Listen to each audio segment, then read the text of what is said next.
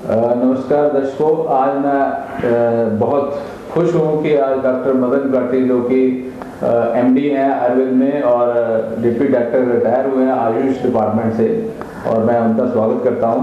और आज हम एक बहुत ही अच्छा टॉपिक है जिससे काफ़ी लोग ग्रसित हैं, ये बीमारी जिसको काफ़ी पेनफुल बीमारी से लोग सफ़र कर रहे हैं। तो इसको आम बात आयुर्वेद में बोला गया है, रूमेटॉइड आर्थराइटिस के साथ इसका कंपैरिजन किया गया है।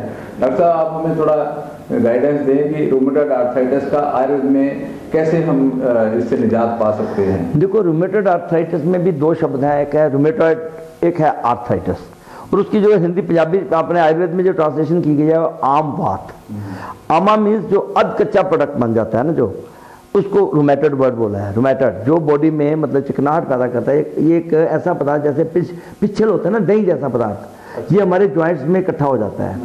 तो उससे क्या हो जाता है कि स्टिफनेस होती है। और जो बात है जहाँ पे जैसे हम आर्थराइटिस वर्ड यूज करते हैं मॉडर्न में, आर्थराइटिस में इन्फ्लेमेशन ऑफ द जॉइंट्स, किसी भी जॉइंट में इन्फ्लेमेशन है, उसके इन्फ्लेमेशन के साथ अगर वो आमा भी साथ में है तो उसको हम आम बात कह देते हैं। और इसको जो है मॉडर्न साइंस ने जो नाम दिया रूमेटॉइड आर्थराइटिस, बड़ा एक्यूरेट नाम है। बेसिकली इसके पीछे जो मेन है वो हमारी डाइजेस्टिव फायर जो है वो सारा इसके पीछे, क्योंकि अग्निमंद है इसका रूट कॉज है।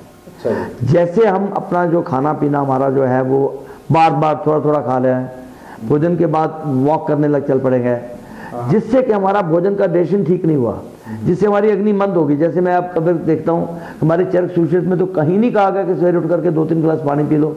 ये पता नहीं किसने आगे कंसेप्ट दिया है। चरक सूचक हमारे जो ओरिजिनल ग्रंथ हैं आयुर्वेद के, किसी भी ग्रंथ में आज तक ये कंसेप्ट नहीं दिया गया कि ज्यादा पानी पियो, है ना, ज्यादा पानी पियो, ज्यादा जल्दी मरो। ऐसा रेफरेंस तो मिलते हैं कि आप जो है ज्यादा पानी पिएंगे, अनवांटेड वाटर नहीं पीना चाहिए, उससे भी अग्नि मंद होती है। जैसे आपने भोजन किया, ऊपर से पानी पी लिया, अग्निमंद हो जाएगी। सवेरे उठे हैं, आपने पानी के 2-3 गिलास पी लिए, ठंडे पी लिए तो और भी खराब है ना। ये कुछ योगा वालों ने भी क्लीनिंग करते हैं जी, क्लीनिंग करते हैं, इस तरह की चीजें बता दी गई हैं। परंतु सुबह उठते सारे बहुत सारा वो गलत करते हैं, इनवाइट करते हैं। क्योंकि हमारी जो अग्नि है, हमारे लिखा हुआ है आयुर्वेद में, अग्नि रेव शरीरे पित्त अंतर्गत है, शुभ अशुभानी करोति। अग्नि ही हमारे अंदर जो है वो शुभ अशुभ जो भी हमारे अंदर कार्य हो रहे हैं वो अग्नि के अंतर्गत है, वो दैट इज पित्त। जैसे सूर्य की जो इंपॉर्टेंस है, वो सूर्य चमकता रहेगा तो आपको मजे लोगे। आज इंडिया की हम इतना बढ़िया कहते हैं, हमारे धूप तो है ना, जिन कंट्रीज में धूप नहीं मिलती उन लोगों का हाल तो देखो। तो ये जो अग्नि जो है वो जैसे पित्त के अंतर्गत, सूरज के अंतर्गत है, इसी तरह से जो सृष्टि में सूरज की इंपॉर्टेंस है वही हमारे अंदर अग्नि की इंपॉर्टेंस है। ठीक है, तो हमारा जब अग्नि मंद होएगी जिस भी कारण से, ठीक है, जैसे मैंने पीछे बात की थी कि डायबिटीज में insulin resistance is root cause. आम बात का जो रूट कॉज है वो हमारी अग्निमंद है ना। जब आमा बनेगा बॉडी में, आमा को क्या, उष्मणो अल्पबल तवेन धातुम आद्यम अपचितम स आम संज्ञकम देहम सर्व दोष प्रकोपम। जब ये कह दिया कि उष्मणो, उष्मा मैंने हमारी हीट, उष्मा का कम होना, उष्मणो अल्प बल त्वेन, उसका अल्प हो गया बल, उष्मणो अल्प बल त्वेन धातुम आद्यम अपचितम, जो पहली धातु रस धातु है वो प्रॉपर नहीं बनेगी तो उससे ऊपर वाली धातुएं भी ठीक नहीं बनेंगी। तो जब आमा को अगर हमने खत्म करना है तो तभी तो इसके जो हम सिम्टम बताते हैं कि आमा जब बॉडी में बनता है तो क्या होता है कि हमारे उसके जो 13 सिम्टम लिखे हुए हैं, श्रोतारोध, मल भ्रंश, गौरव, अनिल मूर्ता, आलस्य, अपक्ति, निष्ठिवन, मल संग, अरुचि, कलम, ये 13 सिम्टम बताए हुए आयुर्वेद के ग्रंथों में कि जो ऊष्मा का कम होगा तो हमारे स्रोतों में अवरोध होना शुरू हो जाएगा। जितनी भी हमारी जो है मेदोवह स्रोत है, मतलब जो स्रोत है उसमें अवरोध होना शुरू हो जाएगा। स्रोता अवरोध, मल का टूट के आना, गौरव, शरीर में भारीपन रहना, आलस रहना, आलस्य, लेजीनेस रहना, आलस्य, अपक्ति, इंडाइजेशन होना, अब निष्ठिवन, बलगमी पदार्थ का बार बार बनना, निष्ठिवन, मल संग, मल का संग होना, और अरुचि, है ना, रुचि हो जाती है, एनोरेक्सिया जैसे, वो जो है कलम मैंने बिना परिश्रम के थकावट, ये सिम्टम्स किसके हैं, आमा के। जब हमारी बॉडी में आमा बनना शुरू हो जाएगा तो आम बात का जन्म होगा, उससे ही आम बात। अब हमने इसको जो ठीक करना होता है तो हमें अपनी अग्नि को प्रज्वलित करना होता है। तो पहले हमने आमा का पाचन करना होता है, जैसे हम अजमोदा आदि चूर्ण देते हैं, या कोई हम जो है दीपन पाचन औषधियाँ देते हैं, चित्रक का योग है, पंचकोलासव है ना, ऐसी जो चीज़ें हैं, पंचकोल जिसमें पिपली, पिपला, मूलचव है, चित्रक, सौंठ, इस तरह की जब चीजें देते हैं तो हम आमा का पाचन करते हैं। ऐसी कोई होम रेमेडी भी है जिससे हम आम पाचन करते हैं? हमारी काली मिर्च है, पिपली है, घर में ही तो मिलती है ये चीजें, अदरक, आमा का पाचन, भोजन अग्रे सदैव पथ्यम लवण अदरक भक्षणम अग्नि संदीपनम रुच्यम जीवाकांठ विशोधनम। जो हमारा भोजन से पहले थोड़ी अदरक खा लेते हैं तो हमें आम बात से बचाव हो सकता है, क्योंकि हमारी अग्नि मंद हो जाएगी। क्योंकि जब अग्नि मंद होती है तो जुबान पे कोटिंग आती है, जब जुबान पे कोटिंग आती है तो उसको ठीक करने के लिए हमें अग्नि को प्रज्वलित करना होगा। हमें अग्नि को प्रज्वलित करने के लिए क्या करना होगा कि हमें भोजन से पहले थोड़ी सी अदरक नमक के साथ, ये नहीं कि सिरका डाल के लेने लग जाओ अदरक या नींबू डाल के, वो सारा टेस्ट के लिए करोगे। आपको अदरक लेनी है, अच्छा टुकड़ा जो है वो मतलब जो अदरक का जो है वो लगभग जो है एक टुकड़ा नमक के साथ, हाँ नमक के साथ भोजन से पहले खा ले, उससे आपकी अग्नि प्रज्वलित हो जाएगी, जो खाओगे हजम हो जाएगा, प्रॉपर वो हजम होगा। ठीक है, जो ये सैलेड चलने का भी जो आवाज़ है ये भी बहुत गड़बड़ करता है। आयुर्वेद में कभी पत्तों का सेवन करना या ऐसी चीज़ें करनिया बहुत रिकमेंडेशन नहीं है आयुर्वेद के ग्रंथों में। बहुत सारा, हाँ, ये भी आयुर्वेद के ग्रंथ के हिसाब से अग्नि को मंद करते हैं। ये भी कोई बहुत अच्छी चिकित्सा नहीं है कि हम पत्ते पुत्ते खाने लग जाएं तो ऐसी चीज़। हमें जो है वो हमें अदरक खानी है भोजन से पहले, ठीक है, और उसके बाद जो है अपनी जो है अग्नि जो अपना भोजन। और इसमें सबसे इंपॉर्टेंट इसमें उपवास का बड़ा महत्व है। जो हमारा लंघन चिकित्सा है, क्योंकि आम बात की चिकित्सा में सबसे इंपॉर्टेंट दो चीज़ों को ध्यान रखना है, हमने अग्नि को प्रज्वलित करना है, अपना मेटाबॉलिक रेट को बेटर करना है। जिससे हमारा मेटाबॉलिज्म खराब होता है तो वो चीज़ें बिल्कुल नहीं करनी। इसमें हमें जो है आम बात की, इसमें उपवास रखना बड़ा मिरेकल काम करता है, क्योंकि इसको हम मॉडर्न की साइंस में आज क्या कहते हैं, ऑटोफेजी। ऑटोफेजी में अभी तक 3 लोगों को एक ही टॉपिक पे 3 नोबेल प्राइज मिले हैं, वो जो आयुर्वेद का कंसेप्ट है लंघन चिकित्सा। लंघन करने का मतलब क्या होता है कि हमारी बॉडी में जो हम जो भोजन का उपवास रखते हैं तो उस जो पीरियड में हम उपवास रखते हैं, हमारी बॉडी में जो ऑलरेडी टॉक्सिक मैटर इकट्ठी हुई है वो सारी बर्न करनी शुरू हो जाती है। जैसे मैं एक एग्जांपल दिया करता हूँ कि जैसे आपके रोज अखबार आती है, आप रद्दी इकट्ठी करते रहते हो, ठीक है, रद्दी को फिर रद्दी वाला ले जाता है, फिर वो रिसाइकलिंग करता है, उसके कोई लिफाफे बनाता है, कोई और चीज़ों में यूज़ करता है। हमारी बॉडी को जब हम 16 घंटे या एक दिन का उपवास दे देते हैं, है ना, एक हफ्ते में एक बार उपवास रख लिया, तभी हमारे जो पुराने जितने धर्मों में ये चीज़ें, जैन धर्म में देख लीजिए, हमारे हिंदुइज्म में देख लीजिए, इनको देख लीजिए, मुस्लिम में जो रमज़ान के दिन होते हैं, उपवास रखने का बड़ा भारी महत्व है। तो आम बात की चिकित्सा में भी उपवास ही आंसर है। उससे क्या होगा, उतनी देर में आपकी अग्नि जो है प्रज्वलित हो जाएगी।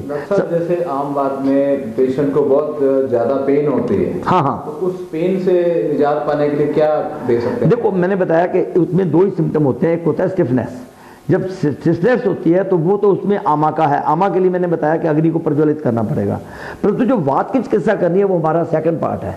वात के लिए हमें गूगल का भी प्रयोग करते हैं, जो पेन में सलक्की का प्रयोग करते हैं, जैसे बॉसविलिया कुरकुमिन नाम का एक प्रोडक्ट है हमारा, जिससे मिरेकल, तो इसमें आम बात में बड़ा अच्छा काम करता है ये, क्योंकि उसमें कुरकुमिन भी जो है वो भी, क्योंकि पेन को भी ठीक करेगी, क्योंकि एनाल जो है ना हमारी जो हल्दी है वो पेन किलर भी है। तो इस तरह की जो औषधियाँ हैं, चाहे अश्वगंधा है, चाहे गूगल है, चाहे हम जो वो औषधियाँ भी साथ में देनी होती हैं। तो आमा का पाचन करना है, पहले उसके लिए अग्नि को प्रज्वलित करने वाली दवाई देनी होगी, और जो हमें जिसका मतलब जो आपने वाता का बताया है ना, उसके लिए हमें एंटी वातनाशक औषधियाँ देनी पड़ेंगी। उसमें हमें पहली 2 स्टेजेस में गोल्ड प्रेपरेशन नहीं देनी होती। पहले हमें आमा का पाचन करना होता है फर्स्ट वीक, सेकंड वीक में उसका करें हम, जैसे सेनाथ गूगल है ना, या फिर एरंड का तेल है। अब सबसे टॉप की दवाई अगर मेरे से पूछो तो मैं तो कहूँगा कि आम बात की सबसे अच्छी दवाई कौन सी है, एरंड का तेल, कैस्टर ऑयल, है ना। हमारे लिखा है कटी तट निकंजेशु संचरण वात कुंजर है, एरंड तेल से हस्य गंधा ग्राय गच्छति। एरंड का तेल एक ऐसा तेल है जैसे कि एक जंगल में हाथी जो है भाग जाते हैं शेर की स्मेल से, जैसे जंगल में शेर आ गया हाथी भाग जाएंगे।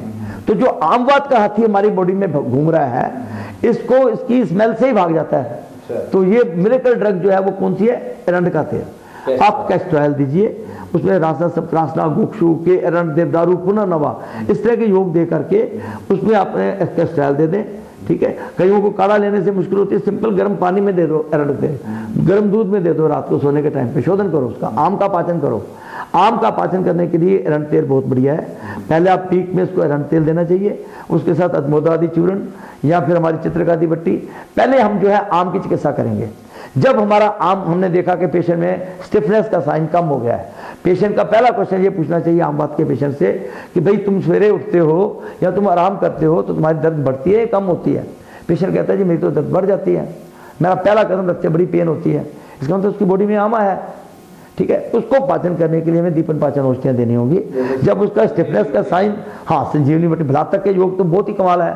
भलातक के लिए क्या कहा गया है, हमारे ऋषि मुनियों ने ऐसा कहते हैं कि जब चरक में चैप्टर है बकायदा, कि उसने स्टूडेंट ने पूछा अपने टीचर से कि भाई आपने सभी चीज़ों के लिए रसायन औषधियों की बड़ी प्रशंसा की है, रसायन किसे कहते हैं, जो हमारे लाभोपायी शस्ता नाम रसादी नाम रसायनम, जो हमें लंबी आयु देते हैं, है ना, जो आयु को बढ़ाने वाली औषधि हैं। तो जो इस तरह से भलातक जैसा जो बहुत तीक्ष्ण है, जिसको हाथ लगाते ही फफोले हो जाते हैं, इसको भी आपने रसायन कह दिया। तो उसने कितना सुंदर जवाब दिया। भलातक का एक पूरा चैप्टर है हमारे चर्क में, उसमें ऋषि और उसका जो टीचर है वो आपस में बात कर रहे हैं। तो स्टूडेंट ने बड़ा क्यूरियोसिटी से पूछा कि आपने रसायन के लिए बड़ी अच्छी दवाई, आंवले को कह दिया बड़ा अच्छा है, अश्वगंधा, परंतु आपने इस भलातक को कहाँ से रसायन कह दिया। उसने कहा भी जो आपके स्रोतों को खोलता है वो रसायन है, रस का आयन करने वाली औषधि। तो चाहे ये उष्ण है, बहुत गर्म है, ये अपने श्रोतावरोध को खोलने के लिए सबसे टॉप की मेडिसिन है।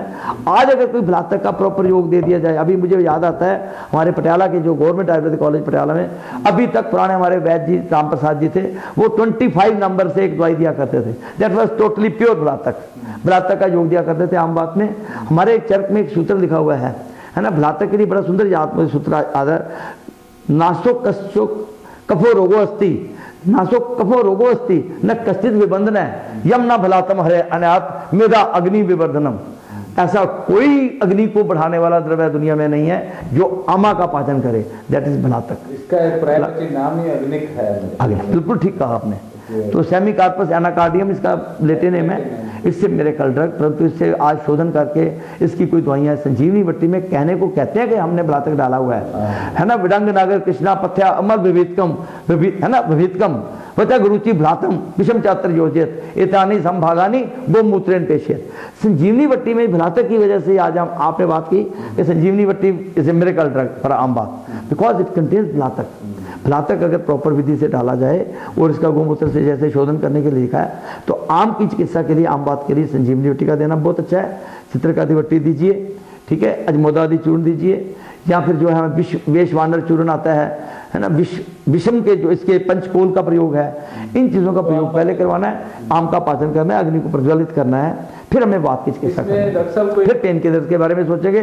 गोल्ड प्रेपरेशन हमें देनी है 3rd स्टेज में, वो रिपेयर का जब टाइम आएगा।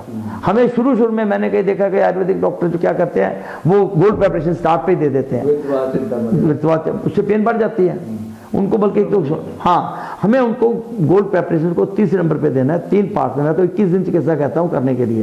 पहला हफ्ता आम का पाचन करेंगे, 2nd हफ्ता वात की चिकित्सा करेंगे, 3rd हफ्ते में आपकी जो डिजेनरेटिव चेंजेस हो गई हैं उसकी रिपेयर करेंगे। तो 3 पार्ट में चिकित्सा, पहले हफ्ते में हम आम का, वात का, फिर रिजेनरेशन, फिर हमें गोल्ड खिलाना है उसको, फिर हम चाहे सिद्ध मक्कर ध्वज दें। अब कई बड़ा अच्छा है, मक्कर ध्वज का रोल तो वैसे ही वो योगवाही गुण वाला औषधि है, सिद्ध मक्कर ध्वज जैसे मेरे कल आम बात में हम दे सकते हैं, परंतु क्योंकि उसमें हमारी जो कमजोरी हो चुकी होती है अग्नि, उसको हमने 3rd स्टेज में देना है, ठीक है। चाहे वित्वा चिंता में रस दो, चाहे रसराज रस दो, जो भी सिम्टम्स बाद में आते हैं, योगेंद्र रस दो, ये जो औषधियाँ हैं इनका रोल 3rd नंबर पे है।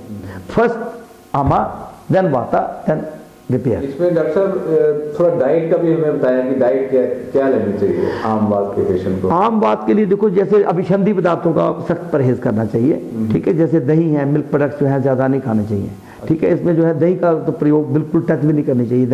दही का जो खास करके जो रात को खाते हैं दही, उनको तो होगा ही होगा, क्योंकि महाअभिसंधि द्रव्य है। जो भी अभिसंधि द्रव्य है, अभिसंधि द्रव्य उसको बोलते हैं जो कि चैनल्स को ब्लॉक करते हैं, ठीक है। उसके विपरीत जो है अभिसंधि जो श्रोता, उसको छेदन द्रव्य बोलते हैं।